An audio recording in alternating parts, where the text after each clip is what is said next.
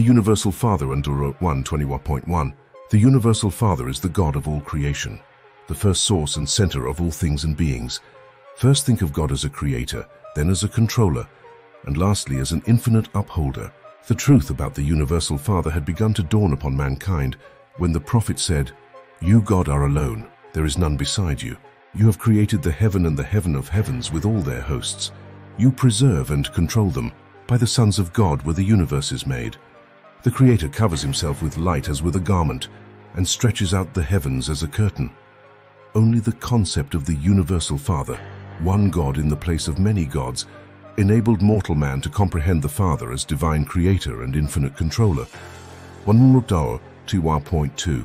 The myriads of planetary systems were all made to be eventually inhabited by many different types of intelligent creatures, beings who could know God, receive the divine affection and love him in return. The universe of universes is the work of God and the dwelling place of his diverse creatures. God created the heavens and formed the earth. He established the universe and created this world not in vain. He formed it to be inhabited. 1.3.21.3. The enlightened worlds all recognize and worship the Universal Father, the eternal maker and infinite upholder of all creation. The will creatures of universe upon universe have embarked upon the long paradise journey, the fascinating struggle of the eternal adventure of attaining God the Father. The transcendent goal of the children of time is to find the eternal God, to comprehend the divine nature, to recognize the Universal Father. God-knowing creatures have only one supreme ambition, just one consuming desire, and that is to become, as they are in their spheres, like him as he is in his paradise perfection of personality, and in his universal sphere of righteous supremacy. From the Universal Father who inhabits eternity, there has gone forth the supreme mandate, "Be you perfect, even as I am perfect." In love and mercy, the messengers of paradise have carried this divine exhortation down through the ages and out through the universes, even to such lowly animal origin creatures as the human races of Urantia. 0.4.2021. This magnificent and universal injunction to strive for the attainment of the perfection of divinity is the first duty, and should be the highest ambition, of all the struggling creature creation of the God of perfection. This possibility of the attainment of divine perfection is the final and certain destiny of all man's eternal spiritual progress. 1.5.22.2. Urantia mortals can hardly hope to be perfect in the infinite sense, but it is entirely possible for human beings, starting out as they do on this planet, to attain the supernal and divine goal which the infinite God has set for mortal man, and when they do achieve this destiny, they will, in all that pertains to self-realization and mind attainment, be just as replete in their sphere of divine perfection as God himself is in his sphere of infinity and eternity. Such perfection may not be universal in the material sense, unlimited in intellectual grasp, or final in spiritual experience, but it is final and complete in all finite aspects of divinity of will, perfection of personality motivation, and God consciousness. 1.6.22.3. This is the true meaning of that divine command, "Be you perfect even as I am perfect," whichever urges mortal man onward and beckons him inward in that long and fascinating struggle for the attainment of higher and higher levels of spiritual values and true universe meanings. This sublime search for the God of universes is the supreme adventure of the inhabitants of all the worlds of time and space. The Father's name, 1.1.22.4, of all the names by which God the Father is known throughout the universes, those which designate him as the first source and the universe center are most often encountered. The first Father is known by various names in different universes and in different sectors of the same universe. The names which the creature assigns to the Creator are much dependent on the creature's concept of the Creator. The first source and universe center has never revealed himself by name, only by nature. If we believe that we are the children of this Creator, it is only natural that we should eventually call him Father. But this is the name of our own choosing, and it grows out of the recognition of our personal relationship with the first source and center. 1.2.20.5. The Universal Father never imposes any form of arbitrary recognition, formal worship, or slavish service upon the intelligent will creatures of the universes. The evolutionary inhabitants of the worlds of time and space must of themselves in their own hearts recognize, love, and voluntarily worship him. The Creator refuses to coerce or compel the submission of the spiritual free wills of his material creatures. The affectionate dedication of the human will to the doing of the Father's will is man's choicest gift to God. In fact, such a consecration of creature will constitutes man's only possible gift of true value to the Paradise Father. In God, man lives, moves, and has his being. There is nothing which man can give to God except this choosing to abide by the Father's will, and such decisions, effected by the intelligent will creatures of the universes, constitute the reality of that true worship which is so satisfying to the love-dominated nature of the Creator Father. 1:13:22-6. When you have once become truly God-conscious, after you really discover the majestic Creator and begin to experience the realization of the indwelling presence of the Divine Controller, then, in accordance with your enlightenment and in accordance with the manner and method by which the Divine Sons reveal God, you will find a name for the Universal Father which will be adequately expressive of your concept of the first great source and center. And so, on different worlds and in various universes, the Creator becomes known by numerous appellations, in spirit of relationship, all meaning the same, but in words and symbols, each name standing for the degree, the depth of his enthronement in the hearts of his creatures of any given realm. 1:14:23.1. Near the center of the universe of universes, the Universal Father is generally known by names which may be regarded as meaning the first source. Farther out in the universes of space, the terms employed to designate the Universal Father more often mean the Universal Center. Still farther out in the starry creation, he is known as on the headquarters world of your local universe, as the first creative source and divine center. In one nearby constellation, God is called the Father of Universes. In another, the Infinite Upholder, and to the east, the Divine Controller. He has also been designated the Father of Lights, the Gift of Life, and the All-Powerful One. 1:1.523.2. On those worlds where a Paradise Son has lived a bestowal life, God is generally known by some name indicative of personal relationship, tender affection, and fatherly devotion. On your constellation headquarters, God is referred to as the Universal Father, and on different planets in your local system of inhabited worlds, he is variously known as the Father of Fathers, the Paradise Father, the Havona Father, and the Spirit Father. Those who know God through the revelations of the bestowals of the Paradise Sons eventually yield to the sentimental appeal of the touching relationship of the Creature-Creator Association and refer to God as our Father. 1:1.623.3. On a planet of sex creatures, in a world where the impulses of parental emotion are inherent in the hearts of its intelligent beings, the term Father becomes a very expressive and appropriate name for the eternal God. He is best known, most universally acknowledged on your planet Urantia by the name God. The name he is given is of little importance.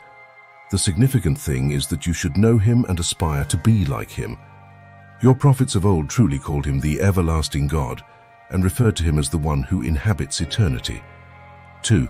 The reality of God. 1:1.23.4. God is primal reality in the spirit world. God is the source of truth in the mind spheres. God overshadows all throughout the material realms. To all created intelligences, God is a personality, and to the universe of universes, he is the first source and center of eternal reality. God is neither man-like nor machine-like. The first Father is universal spirit, eternal truth, infinite reality, and Father personality. 2:23.5. The eternal God is infinitely more than reality idealized or the universe personalized. God is not simply the supreme desire of man, the mortal quest objectified. Neither is God merely a concept, the power or potential of righteousness. The Universal Father is not a synonym for nature, neither is he natural law personified.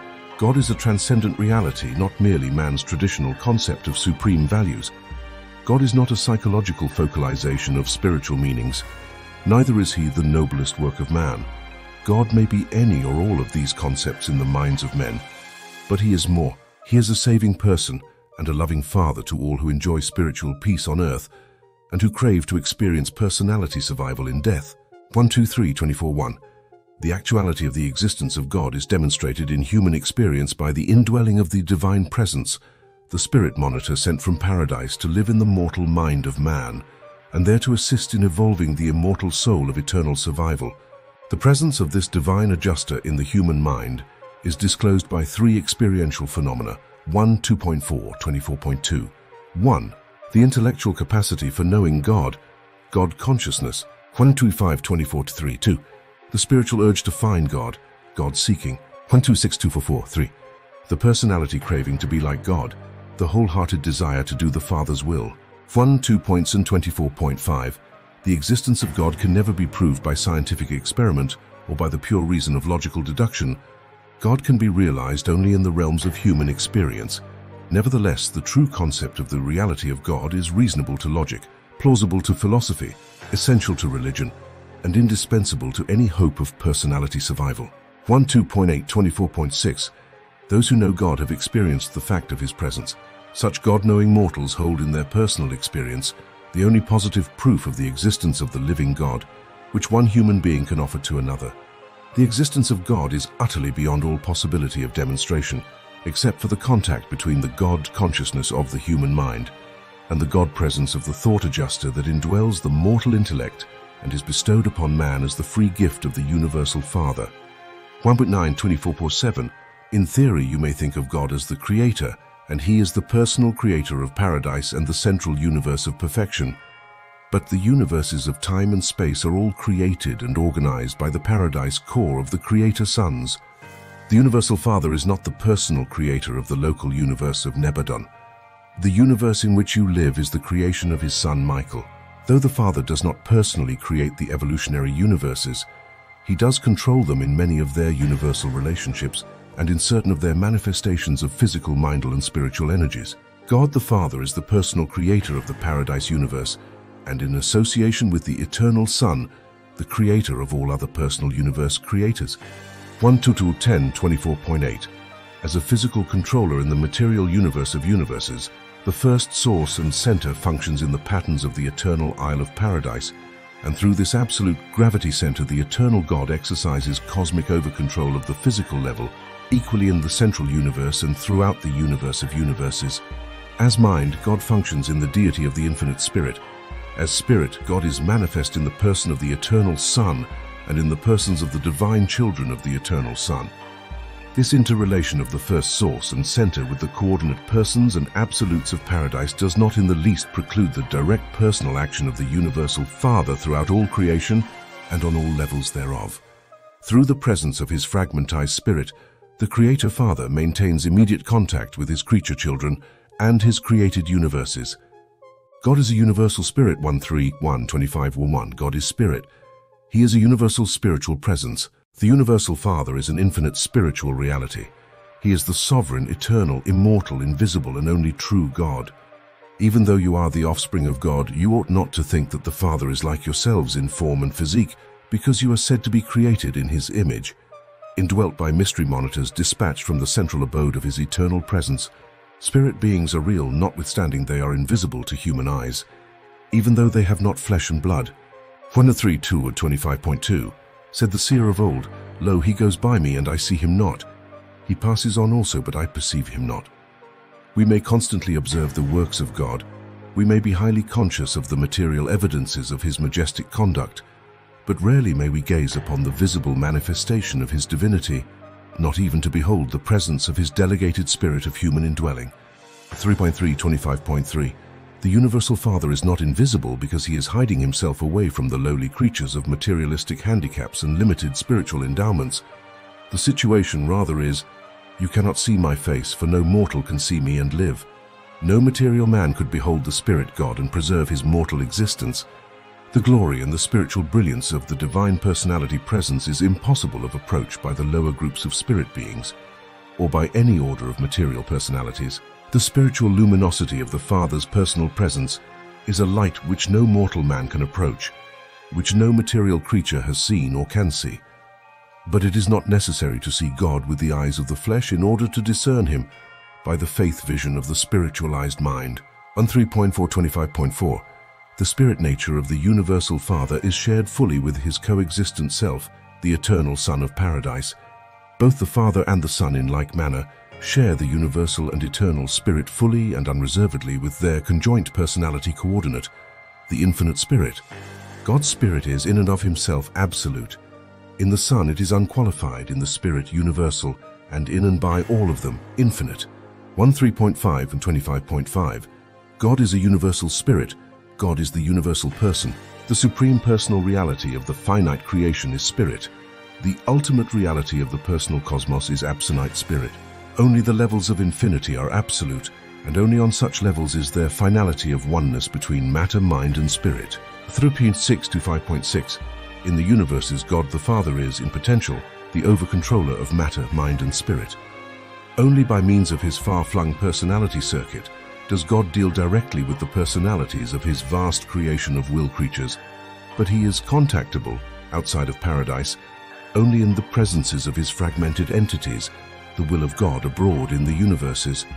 This paradise spirit that indwells the minds of the mortals of time and there fosters the evolution of the immortal soul of the surviving creature is of the nature and divinity of the universal Father.